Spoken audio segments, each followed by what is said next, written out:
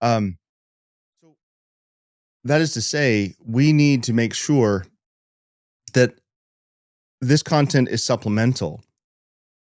With that said, we also need to recognize I got people who drive an hour to get to church. We got people who I hear this over and over again. I know a lady online who lives in Oregon and she drives an hour to get to her faithful church.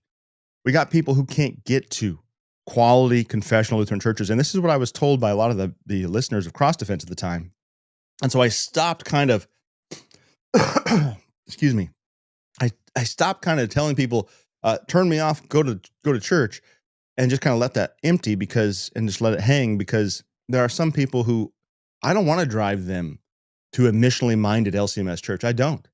I don't want to drive them to an LCMS church. I don't want them to have me turn Brian Wolfmiller off and instead tune in to some guy who thinks he's an evangelical who's going to be wearing the LCMS brand, so to speak, but he's going to be giving them evangelical garbage. And I've seen too much of that out here in California.